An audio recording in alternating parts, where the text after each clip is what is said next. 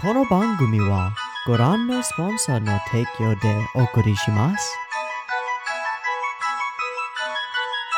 Alrighty, welcome everyone. I'm Teeaboo and I am here for Princess Tutu, episode 23. And I have no idea where we're going to go from where we left off in the last episode, and that is quite frankly very, very fucking exciting because, oh my god, there's so much stuff going on.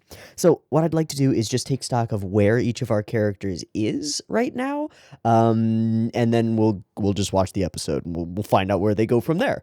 Fakir is chilling by the grave. He just watched Ahiru as Tutu get slooped into a fucking floating gear and then whooshed out into like the grave of Drosselmeyer, and now she's gone. Well, okay. He also just discovered like his real connection to his writing powers, so I figure he's gonna try to use those writing powers to fix the situation and get the Ahiru back, because holy shit. We'll see how that goes. Muto has had the shard of pride returned to him a good while ago, and it is really starting to manifest, and he is going bonkers. Really flip-flopping between his two personae, and is bad and spooky and scary. Ahiru herself just discovered, some shit about the nature of this town and the way that people just arrive in it and just appear at the gates magically. And also, she has discovered that it's either one that's outside or there are a bunch at like each gate. I'm not actually quite positive, but there is at least one, if not more, heart shards outside of the city's walls, and she can't reach them because when she tried to jump through the wall that's there, it's a fucking wall that's there. It's ethereal and weird and magical and mystical, and this city ain't real. It's in a snow globe, like we see in the opening. Okay, who else? Who have I not mentioned? Rue! Oh, Kreru. Okay, so Kreru is in an interesting place where she just exhibited like multiple signs of doubt, and I'm wondering if that's going to come to anything. I really hope it does, because I hate Kreru's current situation and I want her to be free. I feel more sympathetic toward her than any other character in this universe at this point, and desperately want good things for her, even though she is an antagonist at the moment. I think she is fully redeemable, and I just want her to get out from under the thumb of her oppressive fucking evil raven dad, because that shit sucks. Okay, I think that covers most of it, and then the last thing would be that Yuzura has jumped into the wherever Princess Tutu went. Wherever Ahiru just got taken, Yuzura hopped on in there somehow. I think that has to be important, like the fact that Yuzura is there has to be important, and I wonder if she's going to connect with like... I figure maybe Drosselmeyer has like other automatons, and so maybe she'll connect with them and like realize her history and maybe remember some of her idleness, because that would be dope. I don't know. That's where our characters are. I figure this is like the talking to God episode, right? I don't know how Tutu's going to experience this clockwork world, but I have to imagine that Drosselmeyer is inside it, and I have to imagine that they're going to end up talking. And I am very curious as to what they'll end up talking about, and what Drosselmeyer might reveal about himself, because that would be like any information that we get on Dross and the way that he sees the world is information on the way that this world functions and the way that it's been shaped. So, like, if we're looking for answers, we need to look at Drosselmeyer, and maybe we'll get the chance to do so. I don't know. Regardless, we're here for episode 23. That's where all our characters are. That's what's going on at the moment. What's next? I don't know. Let's watch the episode and find out. So, I've got episode 23 of Princess Tutu up and ready to go.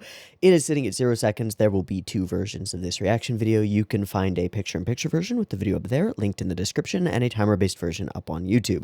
If you would like to do a syncy thing and sync up your own copy with the timer-based version, you are welcome to do so. Just get your copy ready, because the beep beep timer to count you down will be coming at you right now. Let's go.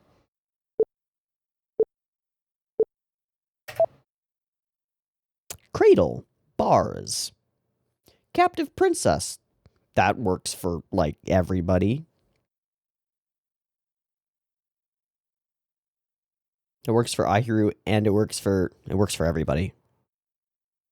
The Demon King. Ooh, the tree.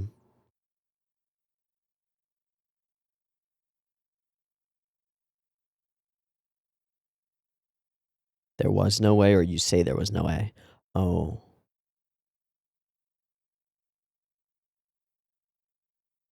Storybook character tries to destroy its author. How can you do that? And I love the pulling away to reveal that everything is caged in the gears. It's all part of a grander system. You're just a piece in a greater puzzle. Ooh, that's good. Ooh, that's a good opening. Okay, okay, okay.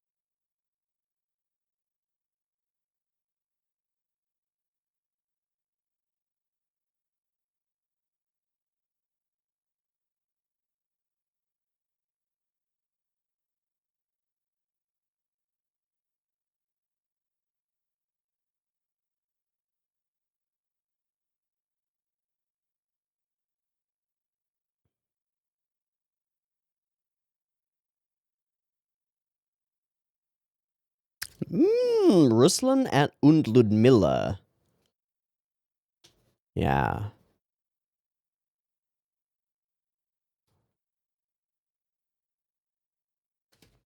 You stuck!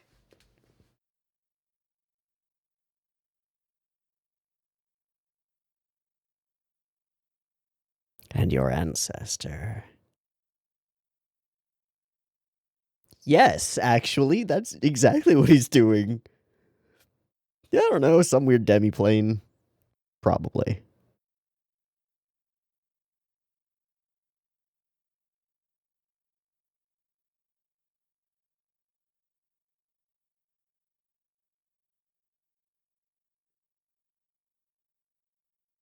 Yep, seems that way.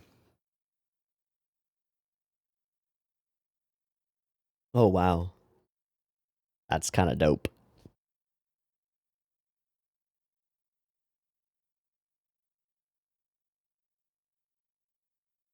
Okay, so there are 5 of them. Cool. Whoa.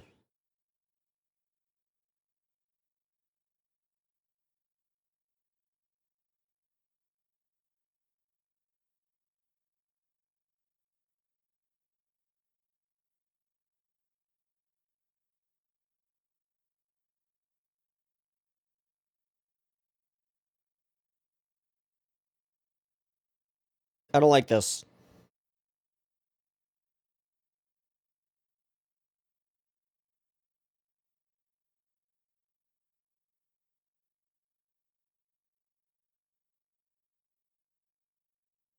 Fucking assholes.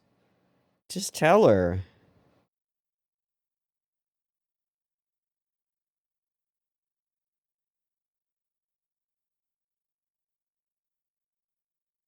How is she the one who stopped it? Isn't she the one who set it going?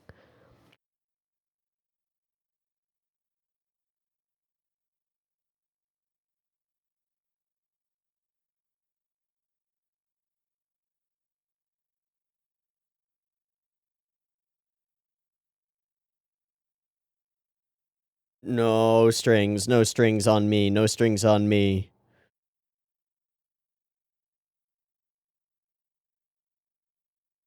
Ooh. Welcome to writer's block. Yeah. All the useful advice that you got from the fucking vision. The beginning ends and the end will begin. What do you fucking write? I don't know. How do you write this story? I don't know. Yeah, that sounds about right. That looks about right. Hell yeah. I'm sorry for laughing at your plight, Fakir, but it's so right on the money. For writer's block, this is great.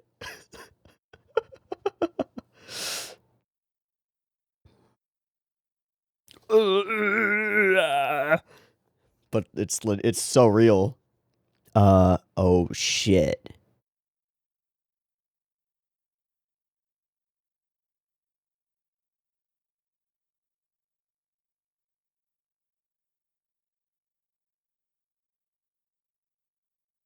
Oh fuck. Doubt. Doubt.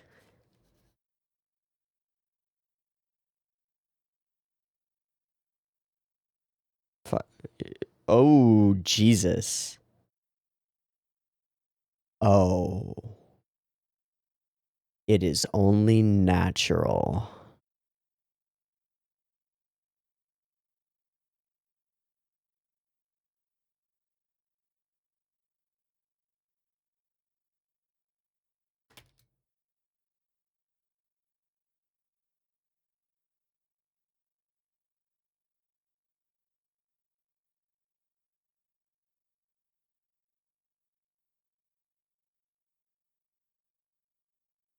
Yep.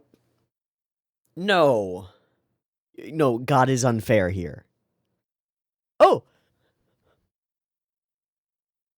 Can you cut these strings, dude? Yes. I'm stuck. Can you cut these strings?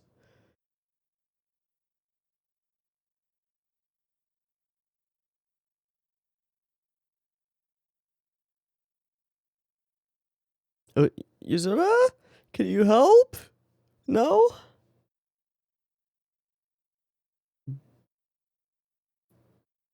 Oh, fuck! Wait, what?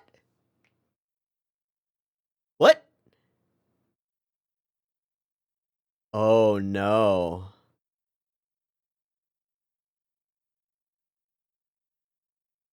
Fully controlling you now. But not your mind. Not your mind. Which is what you really are in the story. Yeah, you're just realizing it. You want to dance your own dance. Ooh, is it now? Whoa. Because you want her to leave as your quick puppet.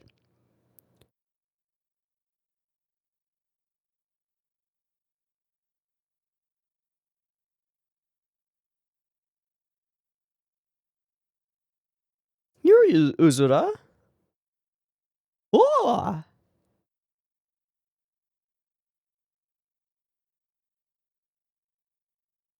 Is that connected to all the gears?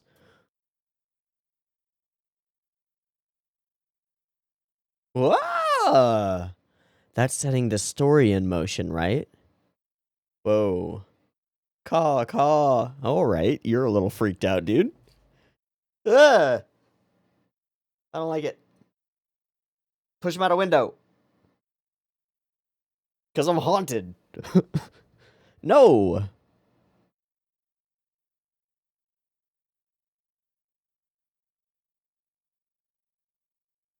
Huh?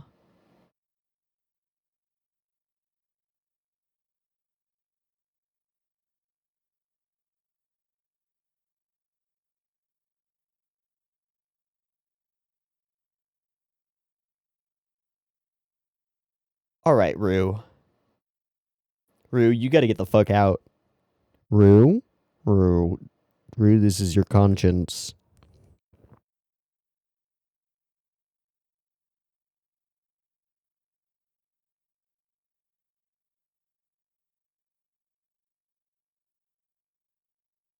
Do it! I mean, she won't. She won't. There's no way.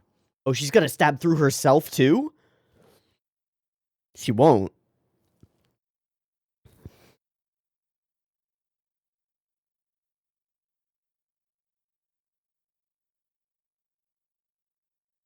What?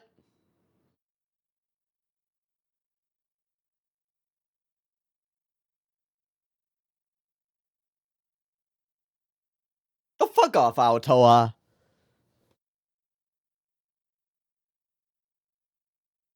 For you.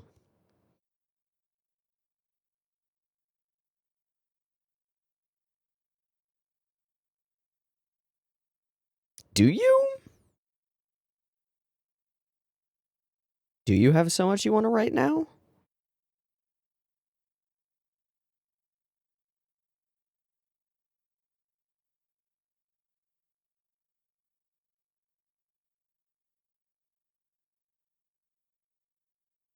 Okay.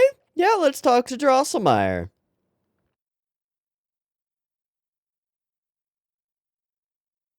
That idea that Aotoa said, like, if the words don't just come to you, then you're not an author. Ugh. Wait, what?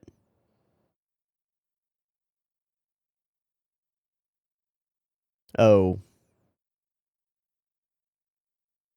Uh. Oh.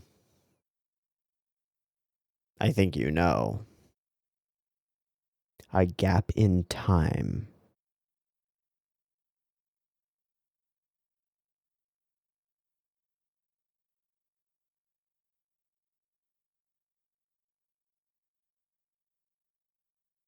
That's super creepy. I love it.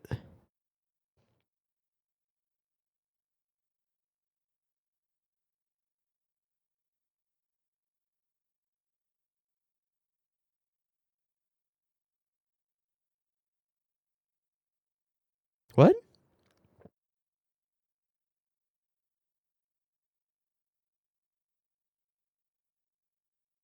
And also now a puppet.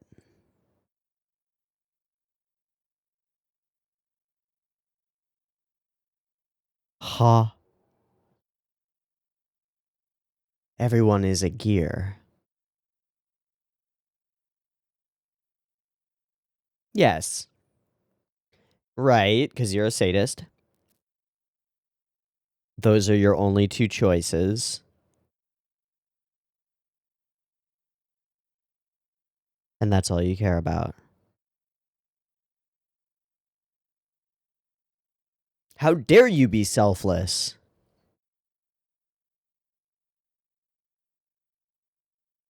Yeah.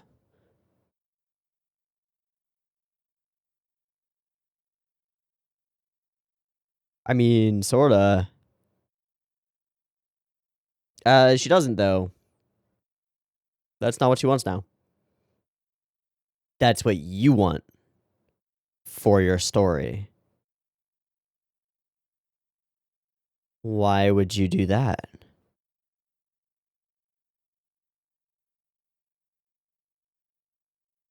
But also, the prince will never be healed.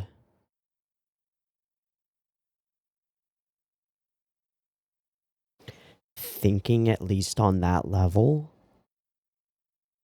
Oh, story has started again.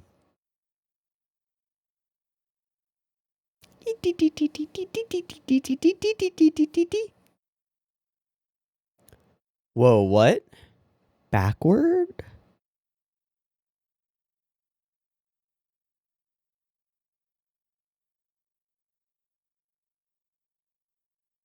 A random wrench in the works, really. Wow, the whole place is spinning.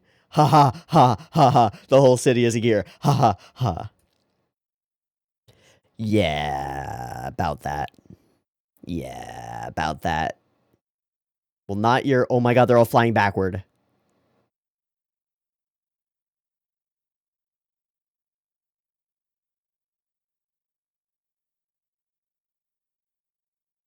Are we fully going back that far?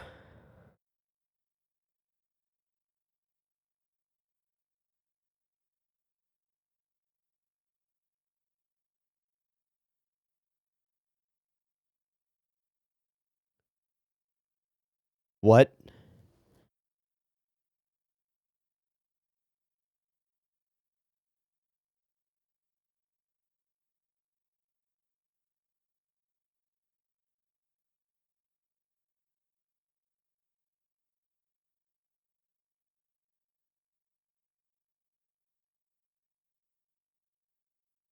No wonder she fell in love with Muto.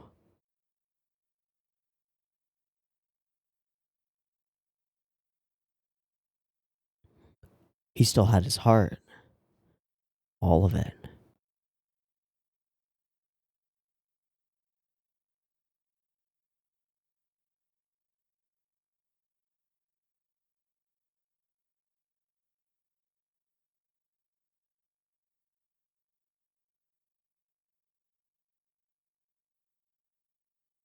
Oh.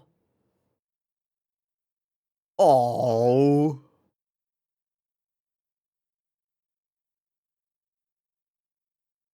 Oh, okay. Mm-hmm. All right. Wow.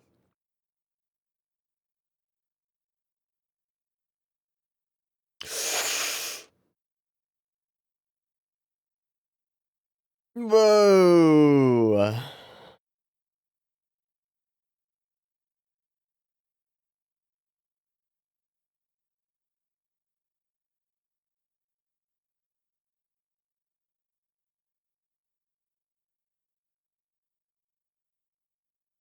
She repressed her whole identity and shit just so that she could, because she wanted to be a real person? What? That's the coolest thing! Why would you not make it flow backward? This is interesting. How far back? Yeah.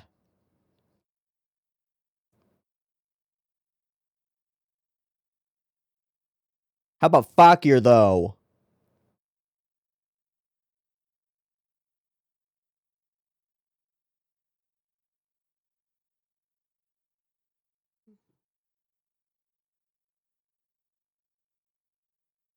People's feelings belong to them.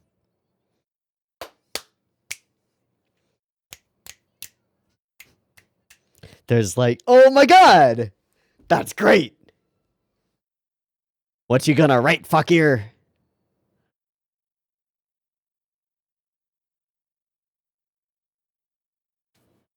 Hell yeah. Hell yeah. Yeah! What do you mean? What do you mean they're not your words?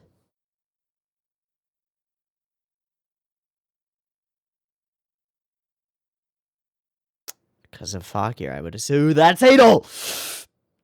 I missed it when the voice came. Oh my god! But are you a puppet, Yuzura? You're Yuzura.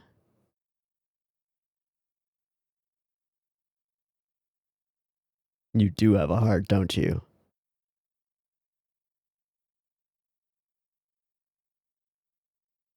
Bye, Adel! It was good to see you last time.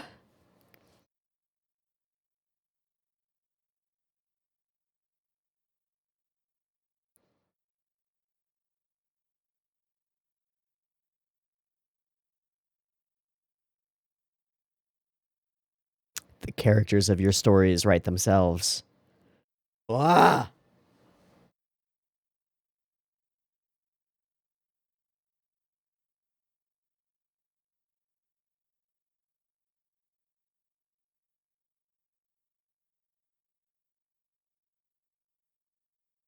That's so dope! Boing, boing, boing!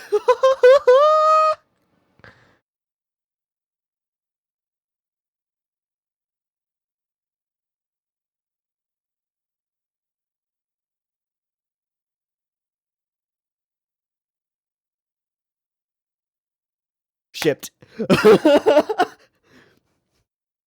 Wow.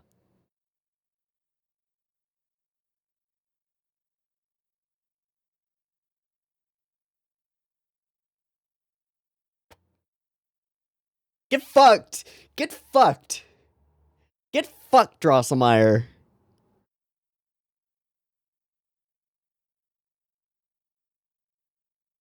Still doubling back. Okay.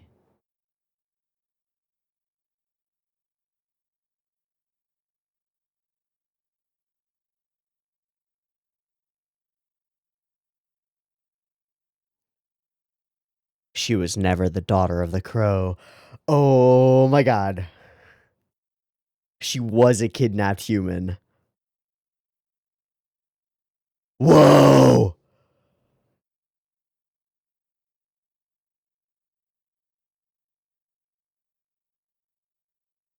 And that means you're... Fuck you, fuck you, fuck you. Oh, he's full.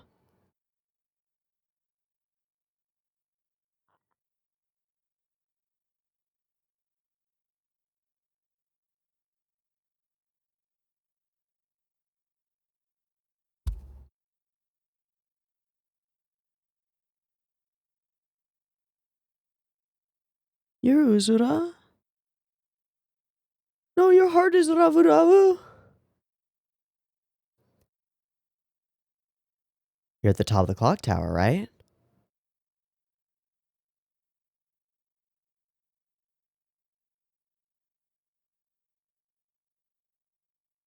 Okay. Okay. Okay. Whoa! Rue! Rue! I'm so happy.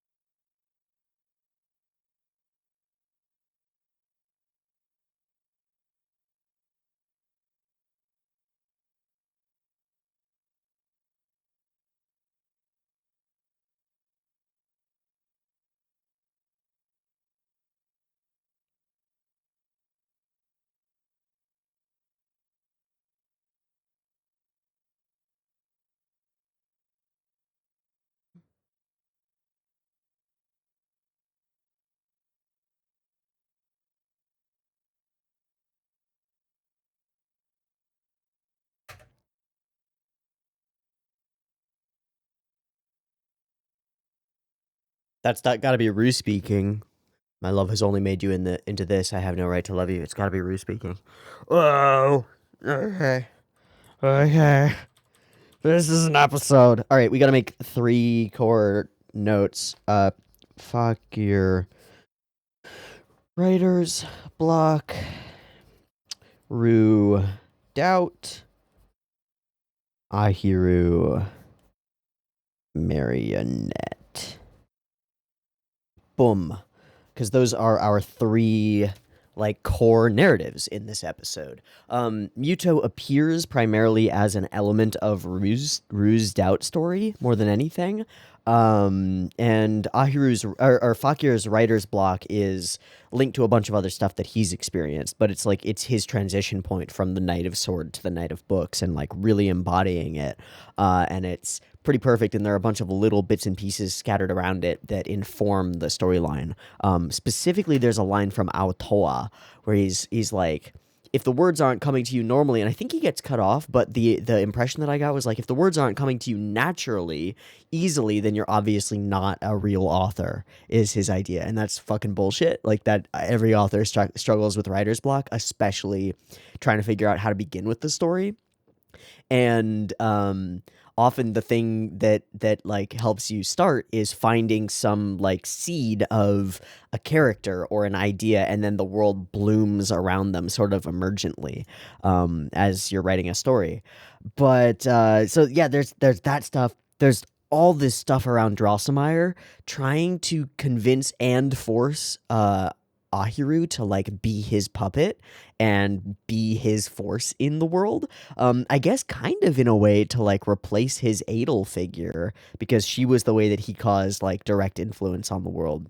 But wow, some crazy gaslighty stuff out of Drosselmeyer in that situation. And like such a lack of lack of respect for a sentient entity, fully does not see her as a person, sees her only as a puppet and a tool, and I hate him for it, and that's great.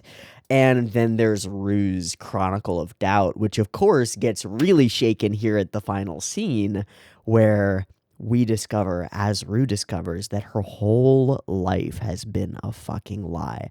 And all of the fucking bullshit that her father has put her through, like, oh, you are the glorious daughter of the Raven, but you're also in this ugly human body. Like, he chose her to be that. A human, and stole her away from her normal life and like forced all this bullshit on her shoulders. I said at the beginning of this that I want like Rue to wake up a little bit. I want Rue to like get out. I feel compassion and sadness for her. And we get it in this episode. I don't know what she's going to be able to do about it, but holy fuck, Rue realized that her doubts are more than warranted and that she has been deeply misled.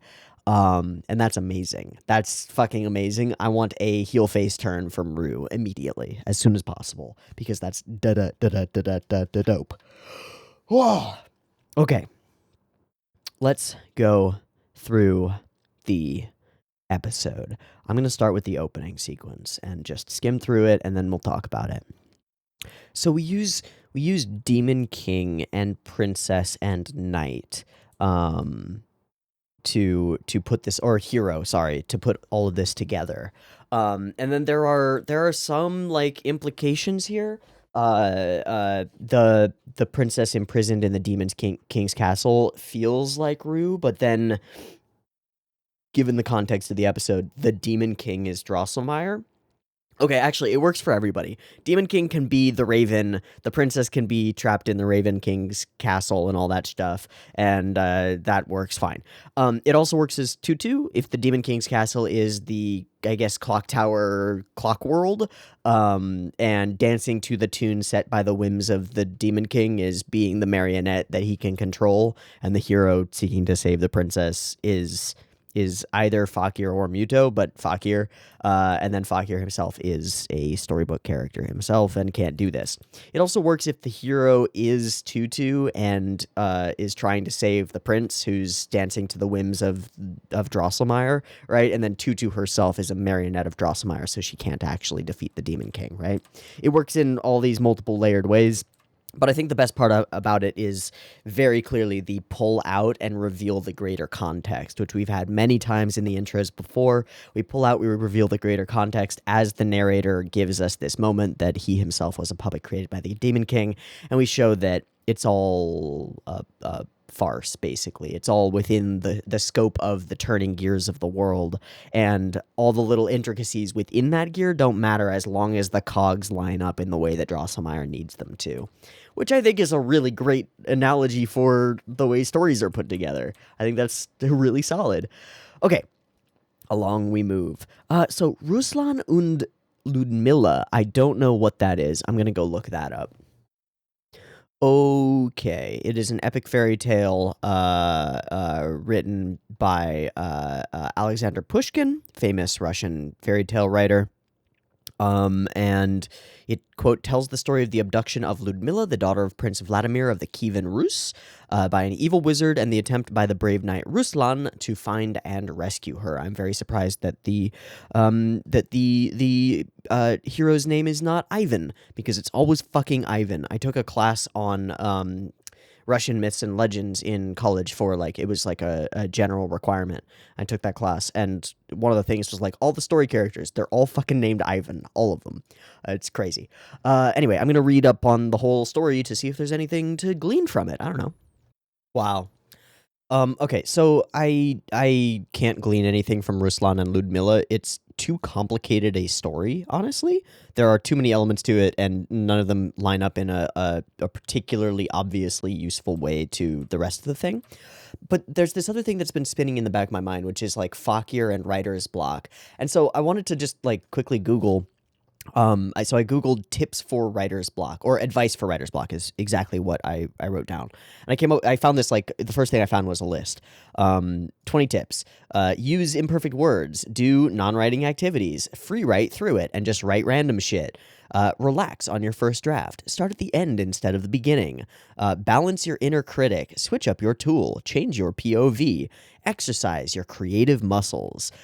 And all of these, like, there's this moment where Fakir is struggling to write, and let me find it. Yeah, okay. It's where we pull out from Ahiru, and we have Fakir, like, struggling to write something. And, like, viscerally, physically struggling. And he's going back through to, like, the words that he got from the narrator in narrator trip world. Hear the voice which is voiceless, and see the shape which is shapeless. It's the same kind of advice, right? It's like, get in touch with the spirit of your story, and then the writing will just flow out of you. Because the truth is that writer's block is just emptiness, right? It's just void. It's the fear of starting. It's all of these other things. It's the fear of, like, your own self and writing something stupid. And it's so kind of like, it's kind of right on the money to be struggling with this shit, because he doesn't have any useful advice to work off of, and he hasn't written anything before. And it's later when Aotoa appears and is like, you suck at this. So funny. But I love the physical conveyance of his emotion, like his pushing of the pen into the papers, and his, like, anger, throwing the book aside, like, literally, like, stumbling around, like, what do I do? And he's, like, in pain because of that. And I think that's super, super cool, right on the money. I have to write, I have to do it, but what do I write, right? I mean, you ever had an essay assignment and you just look at it and you're like, I have a blank Word document in front of me, and I don't know what to write. And welcome to my essay. Oh fuck, that isn't. I have to start with the thesis. Oh no, right? Like, it's right on the money. And I think it's pretty dang perfecto. Oh boy, there's so much in this episode. Okay. We'll start at the start. Again, I kind of want to, like, go through each storyline in isolation, like the Fakir story. Yeah, let's do that instead. But then the Fakir story interacts with the Tutu. Okay, whatever. We'll cover Rue's story last, Fakir first, Ahiru next, because Ahiru is the most complicated. Cool, that makes sense. Cool. I'm gonna skibby dibby do. Gosh, I hate those mannequins. They're so spooky. So creepy. Fakir struggles with the writing. Rue has some doubts. Meet some puppets. Great. God, I hate this part. I hate it so much. Gosh, I love this part. I love it so much. Okay, great. Looks like that's your limit. And his next line, picking Drosselmeyer's grave to write at was pretty sharp, comma, for you, you idiot. Fuck you, Obtoa. Fuck you, you condescending prick. Yeah, but if the words you should be writing aren't coming to you without you even having to think, that's such an interesting line, because it fits in with this, like, idea about writer's block and, like, advice from other people in a very different way. It's like, it's gatekeeping is what it is. It's gatekeeping by someone who is not themselves a writer.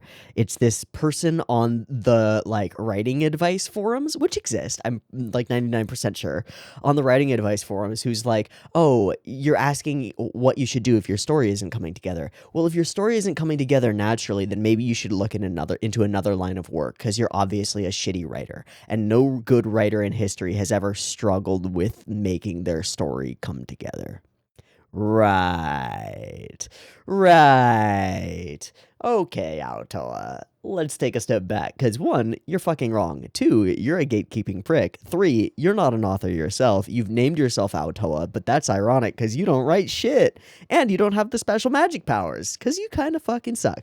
Why don't you shut the fuck up and get the hell out of here and let Fakir do his goddamn business? Thank you, you piece of shit. I hate him. I really do. I mean, I don't hate him. He's not like a villain. He's not an antagonist. But gosh, he irks me. He rubs me the wrong way. Walking in, just being like, oh yeah, if it's not just, like, flowing out of you naturally, maybe you should stop writing. fuck you. Fuck you. It's a learning thing. You figure that shit out. It's a skill like anything else. And you wouldn't know that because you've never tried. It's also amazingly indicative of like how ignorant Aotoa is, how little he understands about writing, because that's not how writing works. Like, it's just not. So it's obvious that he's never actually written anything, and and he says this too. And when I have so much I want to write right now too, and he's blushing, and I think he's thinking about Rue, which is something. And then he's like, "It's ironic." No, what's ironic is you moron. And then of course Fakir is just like, I have to write something fast, which is the worst writer's block, and it like doubles down, right? It's kind of like that essay that you're trying to write. It's much worse if you have like a midnight deadline to submit it and it's 10 p.m. and then you're like, oh god, I have to start now, but I don't have anything at all, which I understand deeply because I always procrastinate my essays. Always. But that's it's weird reasons. It doesn't matter. We're not going to get into it. I always get good grades on essays. I'm very good at writing essays. This isn't bragging. I'm just really good at writing essays. I just sort of blather out, and then the teacher's like, wow, this is really interesting. And I'm like, really? Because I don't remember what I wrote. I wrote it in 2 hours last night before the deadline, and then I didn't reread it, and then I submitted it, and then you gave me an A for no reason. Okay, thanks. Yeah, okay. Dear me, if you'd be so much better off if you'd only be a good boy and let yourself be manipulated by the story. Ugh.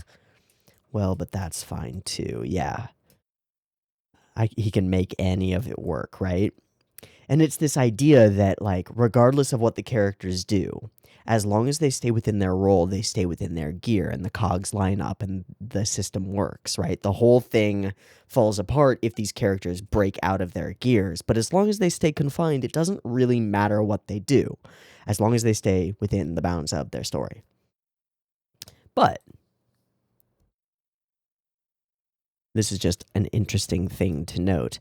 Look at all of the gears, right? This is Uzura's gear, no marks on it. This is Rue's gear, no marks on it. Ahiru's gear is like pitted and rusted, but there are no marks on it. Same with Muto's gear. Fakir's gear, however, has two distinctive cracks in it. One at the top left corner, one at the bottom here. Two distinctive cracks in it.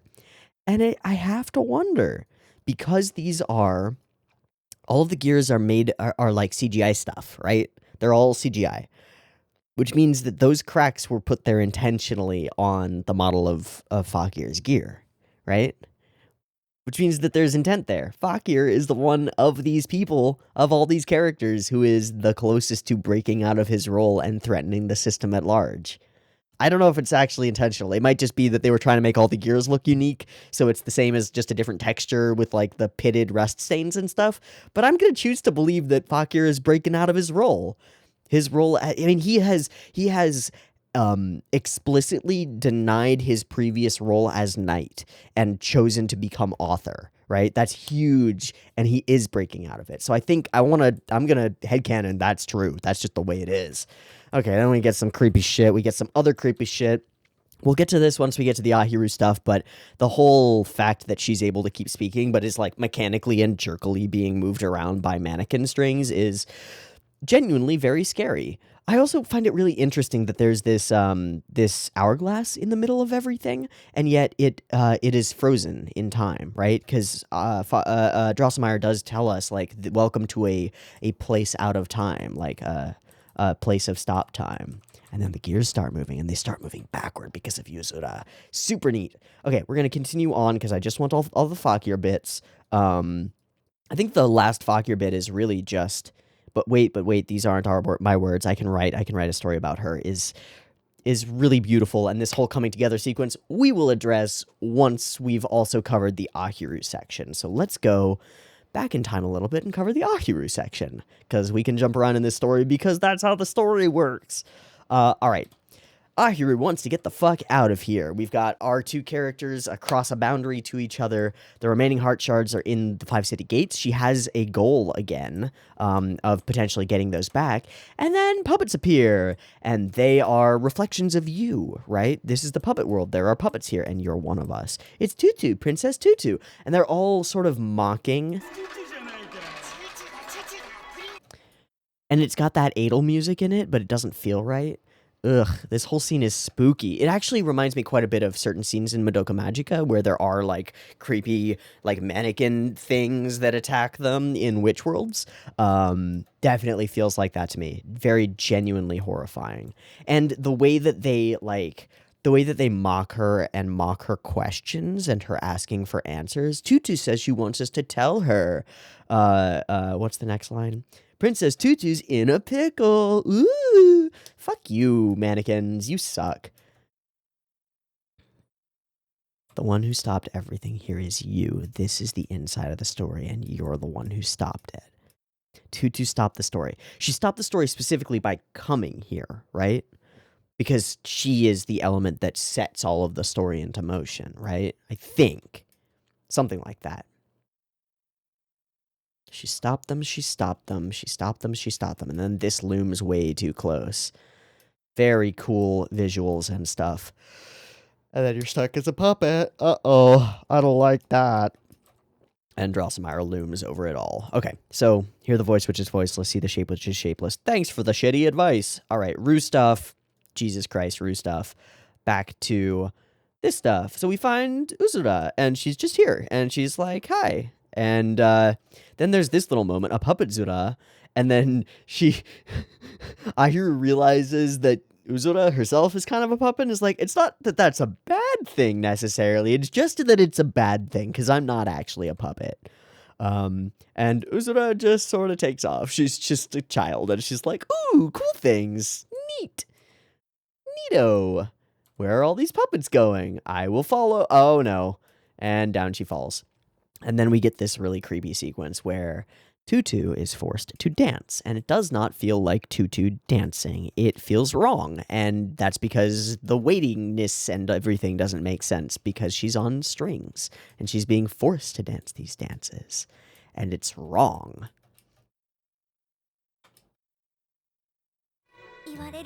I'm just a marionette being made to dance exactly as I'm told, and thus Tutu realizes her place in the story.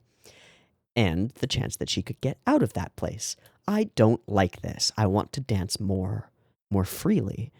I want to dance my own heart, right? Not the strings attached to me. And Drosselmeyer responds to this sentiment directly for the first time. That thinking itself is mistaken. Your assumptions are wrong. The perspective you should have is that marionettes, by their very nature, are at their most free when they're being manipulated by their strings. Because a marionette without a puppet master puppeteering it is just a slumped pile of wood. Right? The story doesn't exist if Drosselmeyer doesn't puppeteer Tutu at the beginning. The story never happens. The puppeteer guides the marionette. But what happens when the marionette has the power to guide itself? Well, then the puppet master is wrong and also obsolete, right? You won't be able to leave this place unless you acknowledge that. Specifically, I won't let you leave this place unless you agree to be my puppet, is what he's saying. Because he needs a puppet in his story in order to make it flow the way that he wants it to. Yeah, what's a puppet, Zura? And trying to figure this out. Am I not Uzura Zura? And there is a gear. And so she randomly starts turning it. Neat! And turns the story backward enough to cause revelations for almost everybody. Super interesting. And then we open on Muto. And we'll get to this later, of course, but like... Jesus fuck. Oh god. That is the spookiest understated thing that they could possibly do with Muto. He's just like staring out the window. Caw. Yes, I am a totally sane human being. Caw. Oh, Jesus Christ. He's a fucking heroin addict with a crow obsession. No. Bad Muto. Go away. I don't like it. And Rue reappears. We have to follow this as the Rue plot line, so we have to skip from here because it only makes sense once we've had the conversation with Daddy-O, which is very scary. Okay, we have this moment with Fakir, these moments with that stuff, and then, hi, you're a poopit. You're a poopit, come have a seat. I will offer you good things and stuff, and then force you to drink them because you cannot control your own body, and it's really fucked. Like, literally smothers one of her sentences while she's saying it is so great. Yeah, and then have you found all of the heart shards? It's like, gosh, I don't know.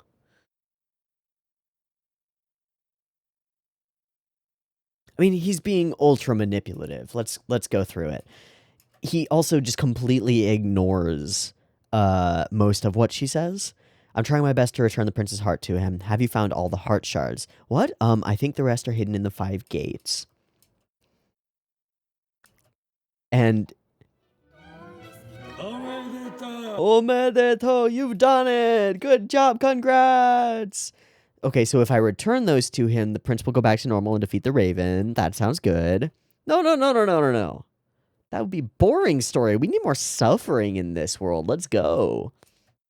You're a story character. You can do better than that. What an interesting, like, paradox that's presented by this sentiment. She's a story character, so Drosselmeyer expects her to come up with her own better way of doing things, and yet she's a marionette, and so she's not allowed to come up with her own way of doing things. Drosselmeyer is stupid. He's kind of an idiot in some ways. And also, story character, but I'm really just a duck. But you're inside the story right now. Hey, everyone is. And everyone is suffering. Yay! Ooh, ooh, ooh. This is the way it has to be. Here's your dichotomy. It's the storyline that I set out for you. Either you confess your love and vanish as a speck of light, or you never confess your love and lose your prince. This is how it goes. I wrote it. You have something to suffer over too. And then there's this. And yet, to think that returning the prince to normal is more important to you than your own problems. How dare you be selfless, Miss Hero of my story? How dare you learn that there's stuff more important than your own emotions toward the prince? And that, like, it's worth denying those feelings in yourself if it means protecting and saving other people, maybe. How dare you? How dare you, as a story character, come up with something more interesting? You're different now than the duck you once were, who only wished for the prince. And he means this in a bad way. You should be in love with the prince and want to marry him, don't you? And she doubts.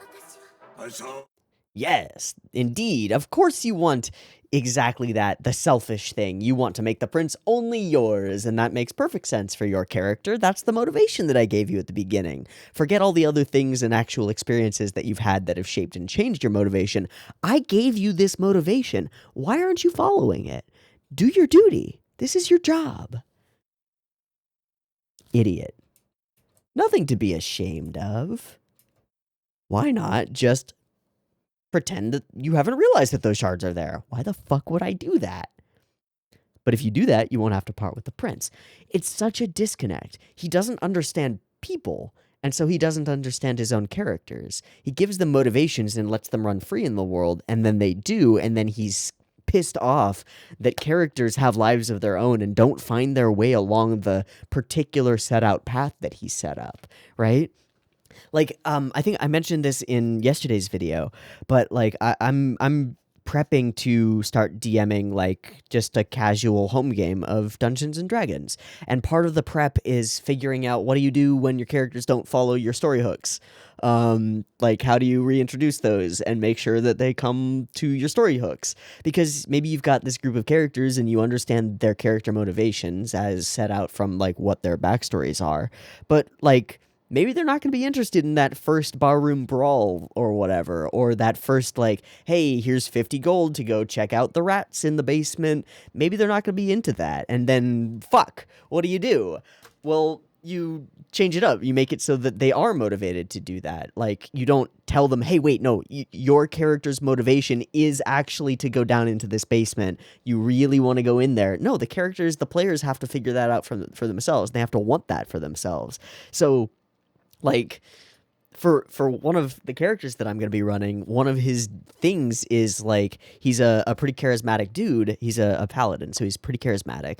But he decided to take a flaw, and like a mechanical flaw, which is that anytime there's a girl that he considers cute in the area, he kind of freaks out, gets like the sweaty palms, and generally will do something stupid in order to impress her. So, like, he'll have to roll a wisdom saving throw to determine if he'll, like, do something dumb to impress a girl. So with him in this story, I've got like a backup plan, which is like the innkeeper's daughter, the innkeeper who's like, there are rats in my basement, you can take care of them for this money. The innkeeper's daughter also, like, shoots him a look, and, like, he gets the idea that maybe there would be something more in it for him if he helps this family out.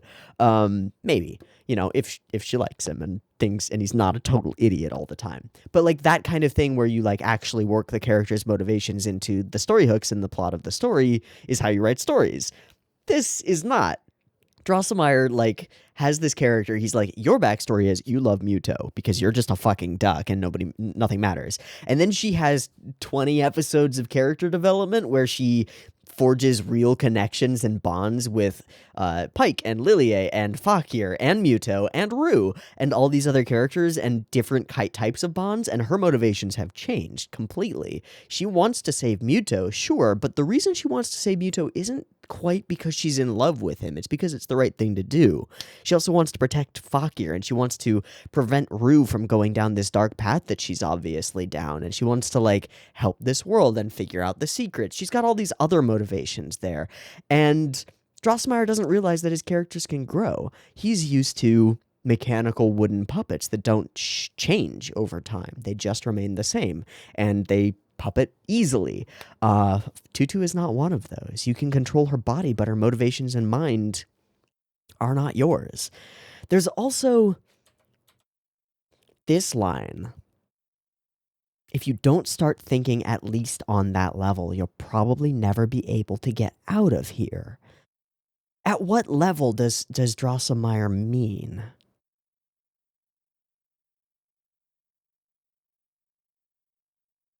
I don't know. I feel like it's the level of, like, selfish justification. Yeah, it is. It is, because he says, why not pretend that you haven't realized that the remaining heart shards are hidden in the 5 gates? After all, nobody else has realized, so if you do that, you won't have to part from the prince. So why aren't you thinking at least on the level of coming up with a set of like, things that you could do that lead you to your specific personal selfish goals? Why aren't you acting like a selfish character? Why aren't you acting chaotic evil or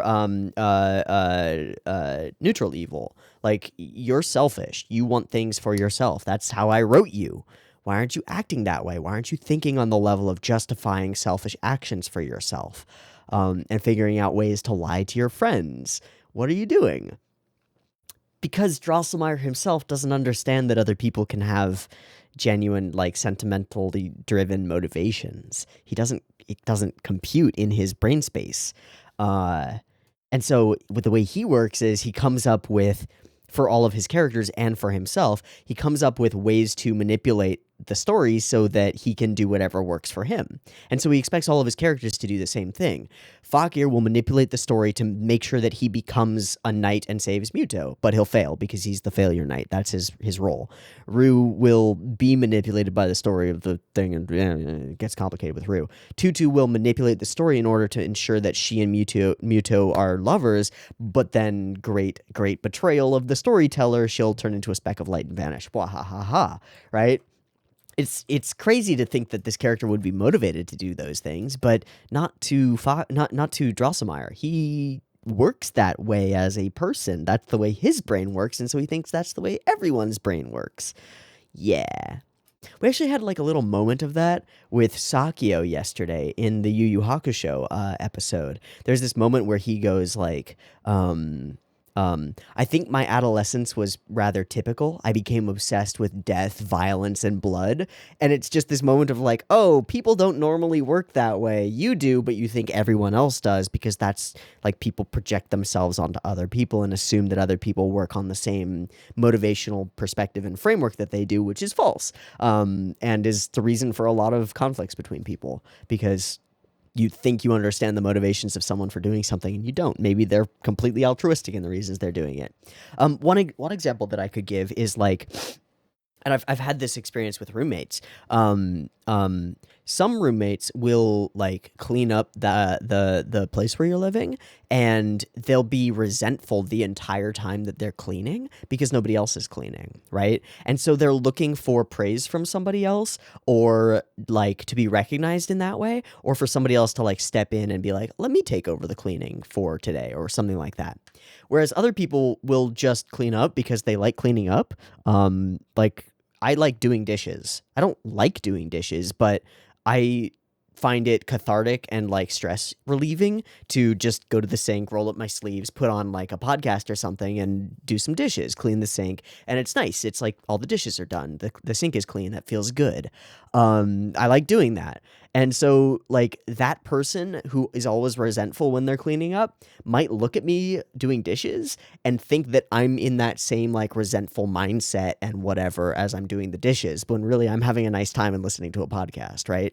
People don't always understand each other if you project your motivations onto other people. And I think that's a really interesting piece of real world stuff that is just highlighted. I just spilled tea all over everything on my desk. There's gonna be a cut here. I gotta clean this up. Shit. Okay, well, there's still some tea all over my desk, but I've got some cloth that is absorbing it, so that's fine. Definitely ruined some pages of notes, though. I'll have to go through those and see if there's anything important in them. Fuck. All right, that sucks. Definitely threw me off my game. That's fine. Okay, so Tutu is here, and yet the gears are moving. Something else has moved the gears, and they're turning backward. And immediately, Drossmeyer jumps on that. It is like, oh, this is neat. I didn't expect this. I didn't think of this at all. Cool. Which is so interesting, because he was just talking to Tutu about how going outside of what he expects is wrong and not allowed. And then something that he doesn't expect starts happening. He's like, ooh, this is neat. Because Drossmeyer doesn't know what the fuck he's doing. He's just interested in interesting things, and he thinks that suffering is the only interesting thing, but anything's interesting. Fucking idiot. All right, I didn't think of this. Now I wonder what will happen, and the whole city turns on its axis. Then we get some Roo stuff. We will get to Roo stuff in a little bit, because there's a lot of it, and it's really neat. Okay, so we move along, and now we can finally touch the Fakiru situation here. Turn it all the way back. Experienced a lot of new feelings. Exactly, right? Like my motivations have changed deeply. This whole sequence of all of the cool moments of Ahiru is really neat. Never imagined that my feelings would grow so much. Man, just seeing this shot out of context from this scene is so dope. Yeah. I'll never go back. Not to that time when I clung to my sword and never said anything but words that took away Muto's freedom. Fakir. Fakir. Yes. Never again. My feelings belong to me. And that's the same with everybody. What does Tutu become in this moment?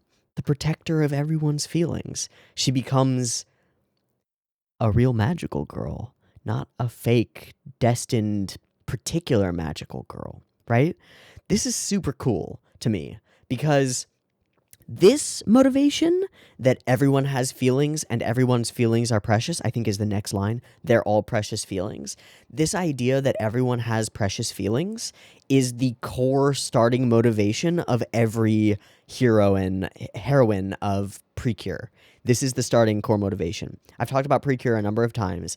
Generally in Precure seasons, like the feelings of individuals are the things that the Precures go and protect in each episode. The things that they save are individual people, often flawed people who go too deep on their flaw and get manipulated by something genuinely evil. And that's the flow of the story. Ahiru, when she was first a character, was not a magical girl. She was a girl who could go magical, but she wasn't a Maho Shoujo protector of the people, right? She was a protector of the prince, mostly, and then an investigator, mostly. Now she is a magical girl, a protector of everyone. And yes, she's been going around and saving individuals this whole time, but now her motivations explicitly change. Everyone has feelings. Everyone's feelings are precious. I wish to protect them all. That is heroism, right? Boom. I'm not a marionette. I won't be sit and be frightened of fate while everyone else faces it. Fuck yeah, dude. I want to protect Muto. I will protect him. We will. And they connect. And a voice is heard. All the moments that they shared. She changed me, my dearest friend. And so I can write. I can write about her, the seed of an idea, the starting point. Ahiru.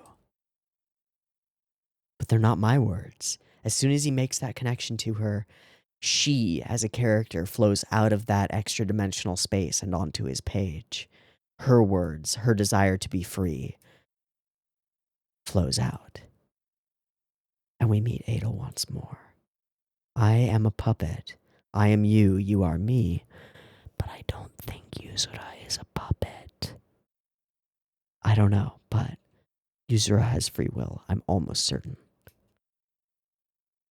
I am a puppet who could not have a heart, but you, and Yuzura cries. Which I think kind of just explicitly confirms what I was saying before. I think you're a person. Oh, go back to Ahiru. I love that we get that little moment with Adel. It feels so right. It feels so right that we do. Okay, I want to go back. I want to go back and help Muto and help everybody. Her feelings for Muto are spilling up through my hand and out onto the page. And at that time, the knight who had cast away his sword called her name. Ahiru! And I also think that this is just a great little cut here. It's super dope. And they hear each other's voices and connect. It's hyper triumphant. I also just love the animation around Yuzura. She boing, boing, boing. So springy and fun. Zoom, whoa! Zoom, whoa! Da, da, da. And it's beautiful. It's really lovely. They connected to each other. Like, for real, for real. Fakir had to understand Ahiru to get those feelings through. And Ahiru had to understand Fakir to escape. Ah, I love it.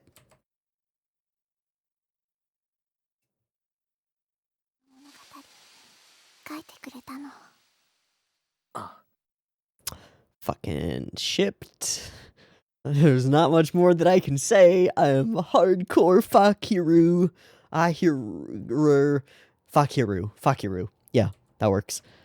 And then there's the last moment. What is this? For her to leave here without my permission? She's not to be underestimated. And the story is still stopped. But one element is still doubling back. You might not want to find out what you find out. I'm so glad that Rue finds out what she finds out. Let's go through all the Rue segments, because that's the part we're missing. And they are fewer and further between. Okay, first Rue segment. Welcome to the glowing feather of doom. Daughter, bring me a heart. Do it. And Rue enters this conversation with doubt in her voice. Now that I have dyed the prince's heart in your blood, he will be mine, right? That's how it's supposed to be. But why isn't he being mine? Something's wrong here. And his eyes narrow. Are you saying you don't trust me, daughter?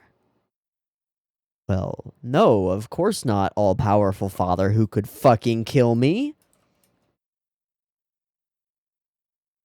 And to think that on top of that, you only think of yourself and not of me, your father. Uh-oh.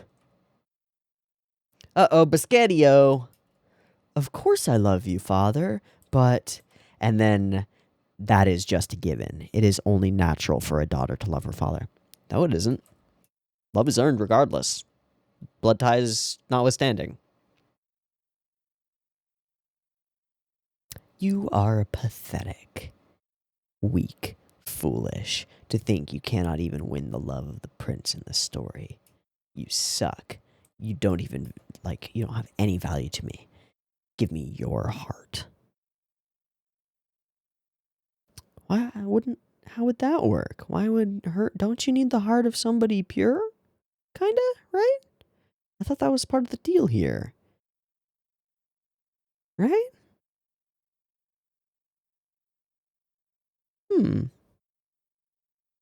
So, yeah, big threat against Rue, and she finally runs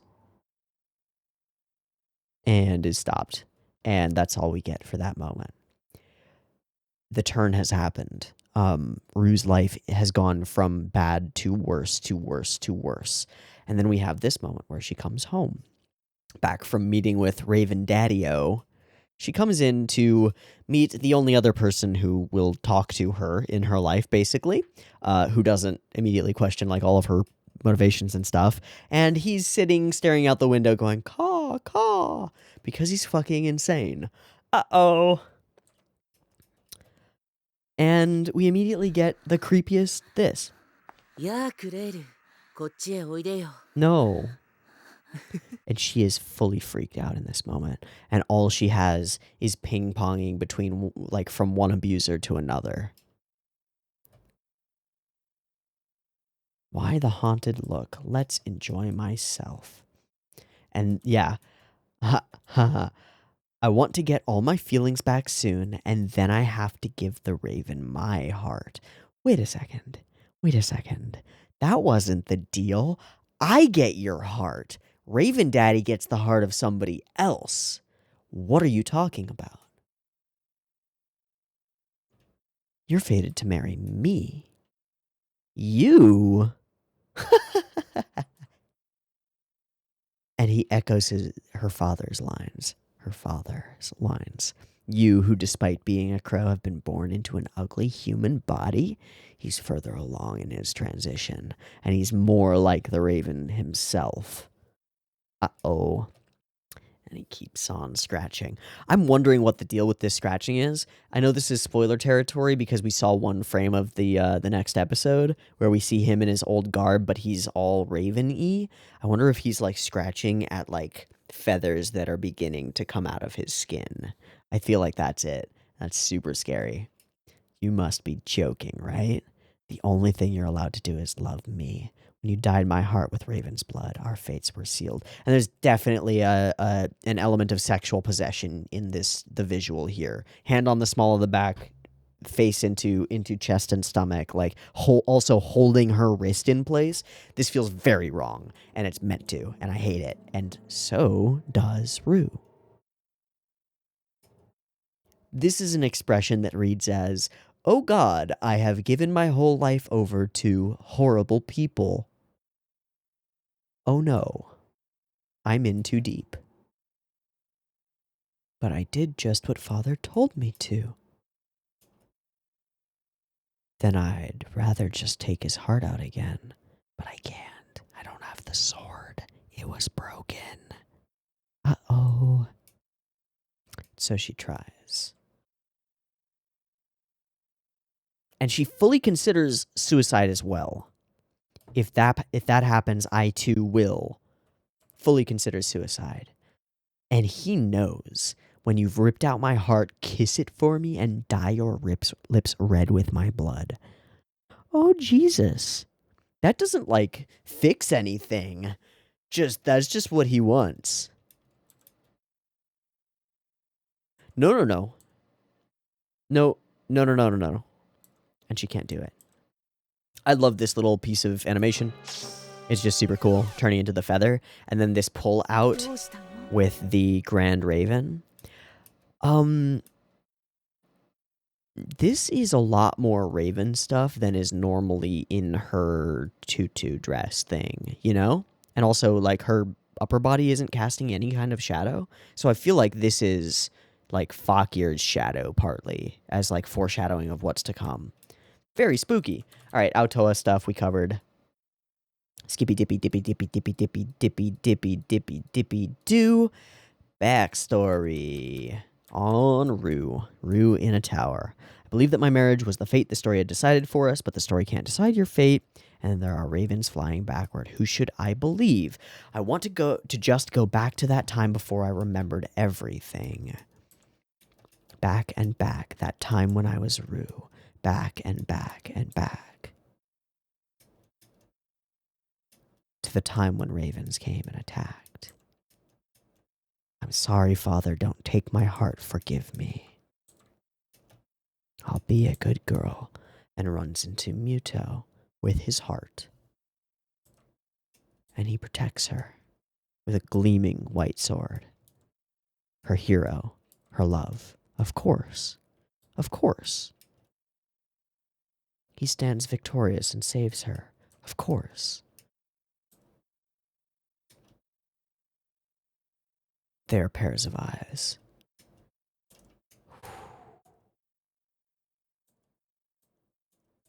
All these little moments, trying to be kind to the prince and falling for him. A little kiss to give him water. Thank you. But I have to go back. Who are you? I'm... Not that. Not that. Not a crow. I'm a person. And she chose to be a person herself. Krere, re, Rue, Rue. I'm Rue. And it's a fateful name because Rue, the day that she made her name Rue, is exactly what she's gonna do for the rest of her fucking life. Literally, Rue, the day that you were born. Rough. Big rough. But then, the secret, the real hidden bit, is here.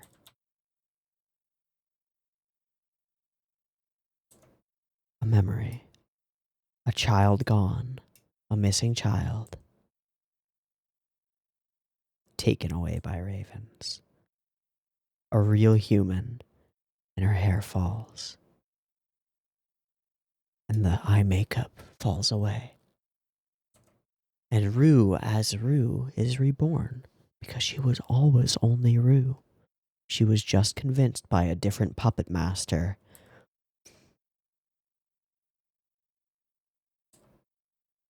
And now she can turn and see the Raven Prince. Yikes. Very not okay. Very scary. And Drosselmeyer just delights in the fact that his story is moving along.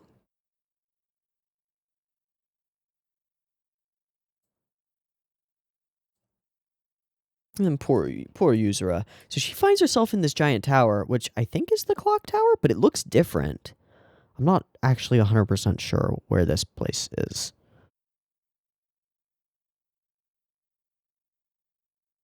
Whoa. What a cool episode. Again, multi-storylines woven together in a really interesting way. Finding out a bunch of interesting things about Drosselmeyer. I think the highlight is finding this out about Rue. Because, again, I said at the beginning, like, I feel so much for this character, and I want good things for her.